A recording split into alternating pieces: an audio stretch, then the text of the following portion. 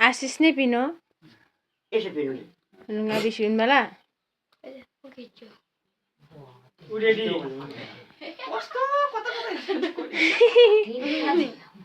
कत्रो ठुलो निदारो हुनेको मुनिले एउटा भयो त भन्दै माने हुनु चिताको पुगोर वाह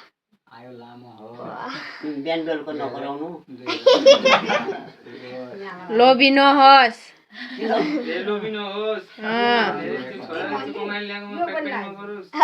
ठिकै भन लोभी भएर पुरा पैसा जम्मा गरेर पैसालाई हिसाब खोइ के भन्नु त्यस्तो हिसाब किताब धेरै नखोज्नु त्यो कतार पुग्यो त्यो सानो सानो त्यो 10 रुपैयाँ 20 रुपैयाँ मम्मी पनि जति खेर हुँडी